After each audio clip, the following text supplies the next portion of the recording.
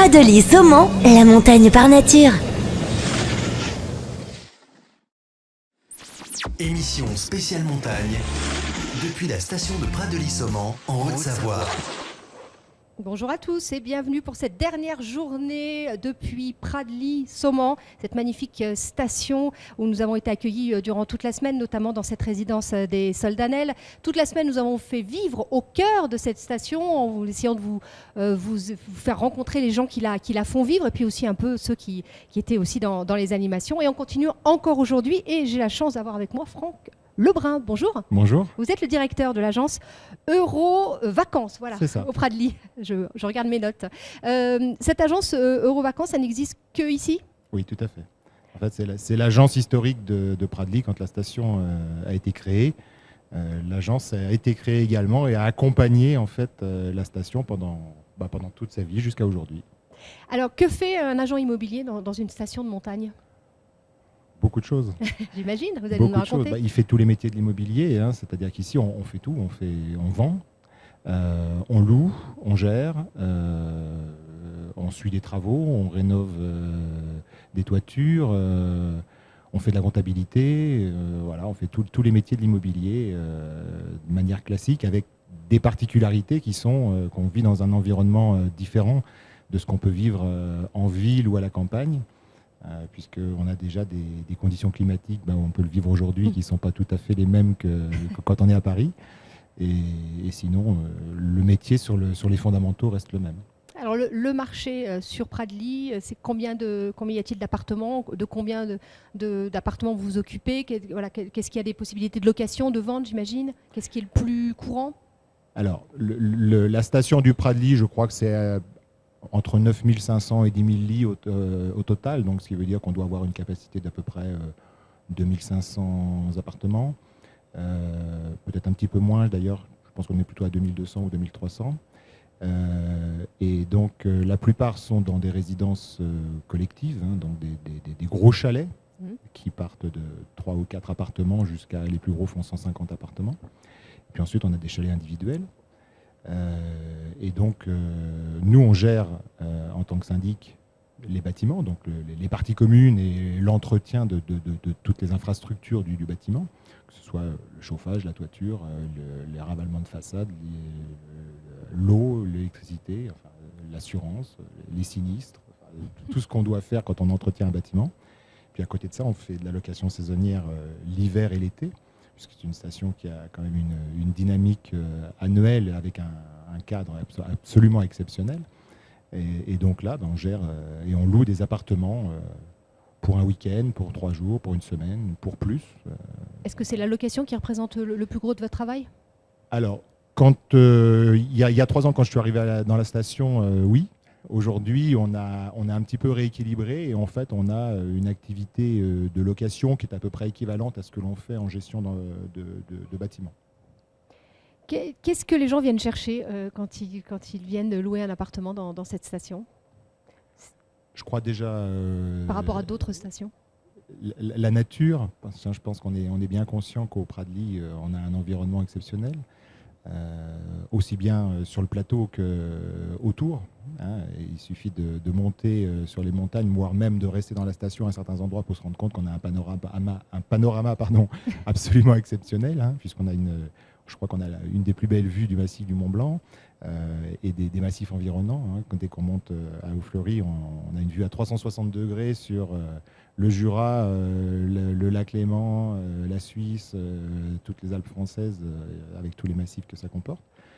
Et puis ensuite, je pense que c'est aussi un plateau qui plaît aux amoureux de la nature, de la faune, de la flore. C'est assez exceptionnel. Hein. On se rend compte que l'hiver, on fonctionne beaucoup avec des randonnées en raquettes. On a des chiens de traîneau, le ski de fond, le ski alpin, donc tout fonctionne. Et puis l'été, il y a beaucoup d'excursions en montagne qui permettent de découvrir les petits ruisseaux, les petites grenouilles, les oiseaux, les papillons, puis après les marmottes et les chamois, les bouquetins, enfin tout ce qu'on trouve en montagne. L'immobilier en montagne, en quoi il est différent à entretenir justement ? Avec le froid, peut-être la chaleur, voilà. Il s'use un petit peu plus vite. Ouais. on est à 1500 mètres d'altitude, donc il est évident que une peinture extérieure qui dure allègrement entre 10 et 15 ans quand on est à 300 mètres d'altitude, sauf si on est au bord de la mer, ici, il résiste grand maximum 5 ou 6 ans. Oui. Donc on a quand même des contraintes de renouvellement de l'entretien qui sont beaucoup plus courts. Le bois s'use plus vite, les toitures sont beaucoup plus sollicitées. On a quand même des conditions climatiques qui sont beaucoup plus dures. Les variations de température sont importantes, quelquefois sur des périodes très courtes. Donc forcément, tout est mis à rude épreuve. À l'intérieur aussi, j'imagine que les gens peut-être qui rentrent avec la neige, à l'intérieur, ça tout à abîme fait. aussi plus. Bien sûr, oui, tout à fait. Alors, avec un avantage qu'on n'avait pas avant, c'est qu'avant, dans les vieilles traditions, on salait. Maintenant, on sale moins, donc on a moins ce problème d'usure, parce que le sel est très corrosif. Mais malgré tout, oui, bien sûr, on a quand même une usure prématurée des bâtiments. Est-ce que vous avez vu une évolution, alors négative ou positive, c'est vous qui allez me le dire, sur les demandes en montagne, notamment l'été? On dit que le tourisme vert reprend depuis plusieurs années. Est-ce que vous vous rendez compte de ça, que les gens vont plus maintenant chercher à l'autre bout de la planète, mais aiment bien aussi venir dans ce type de station? Je crois que oui, il y a des critères qui jouent en faveur de la proximité de nos montagnes. C'est la sécurité déjà. Je pense qu'il y a certaines zones du monde qui sont aujourd'hui assez difficiles. Donc, même si c'est quand même relativement sécurisé, tout n'est pas accessible. Et puis je pense que la montagne représente quand même un retour à la nature avec des valeurs authentiques. Et vous l'avez vu, vous, dans vos locations et dans vos ventes? On commence à le voir. Maintenant, il faut que les stations puissent offrir des prestations qui soient en attente avec ce que souhaitent les vacanciers. Et aujourd'hui, on y réfléchit beaucoup. On met beaucoup de choses en place. Il y a déjà beaucoup de pratiques sportives, beaucoup de ce que je disais tout à l'heure, liées à la faune et à la flore.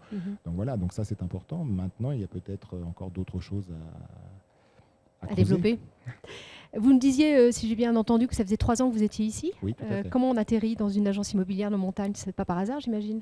Ah si, complètement. Si, en fait, j'étais parachuté et puis je me suis dit, c'est pas mal ici. Vous n'êtes pas du coin? Alors, en fait, non. C'est un petit peu compliqué. Mon histoire personnelle, disons que pour simplifier, je vis avec une Suisse. J'ai travaillé en Bourgogne.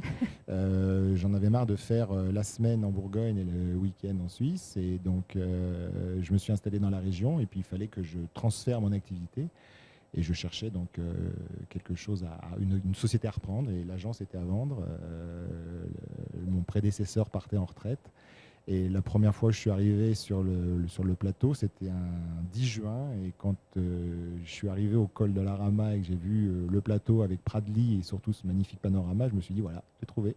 Même quand les premières neiges et le premier froid sont arrivés, c'était toujours autant l'enthousiasme? Surtout quand les premières neiges arrivent, parce que franchement, alors s'il y a bien quelqu'un qui adore la neige, c'est bien moi. D'accord, donc vous êtes au bon endroit. Ah oui, je vivrais en Finlande ou en Norvège, je n'irais pas vivre en République dominicaine. Est-ce que vous êtes ouvert, l'agence est ouverte toute l'année ou non? Alors, l'agence est ouverte toute l'année. On est un des rares commerces à être ouvert toute l'année parce que par nécessité, il faut qu'on soit tout le temps disponible pour l'entretien des bâtiments. Et puis même, je dirais, pour accueillir les gens. Donc, voilà. Vous n'êtes pas qu'à Pradly, je crois, vous me disiez. Alors, en fait, l'agence historique est à Pradly. On a ouvert il y a 2 ans une agence à Samoin, qui est juste à côté, donc la station proche, où là, qui, elle, est orientée sur le Grand Massif. D'accord, mais le même type de clientèle et le même type d'offre Alors, c'est exactement le même type d'offre, sauf que sur Samoin, on pourrait le développer. Pour l'instant, on n'a pas encore fait cette démarche. Mais on travaille essentiellement pour l'instant sur la gestion de copropriété. D'accord. Sur l'activité de syndic. Il nous reste quelques minutes peut-être pour dire où vous vous trouvez dans la station, si les gens, et puis votre numéro de téléphone, si les gens veulent vous contacter. Tout à fait, c'est très gentil. Je vous en prie. Alors, le numéro de téléphone, c'est le 04 50 34 34 11.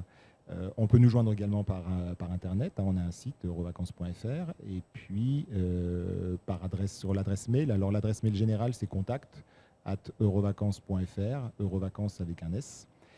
Et l'agence se trouve dans le centre de la station, juste à côté de l'ESF. Je crois qu'on a tout dit. Voilà. Merci beaucoup, Franck, d'être venu dans notre studio. Et nous, on se retrouve d'ici quelques minutes pour un autre invité de nouvelles aventures à Pradly. À tout de suite. Toute l'équipe de Sensation est à la montagne pour une émission spéciale depuis la station de Pradely-Saumon en Haute-Savoie.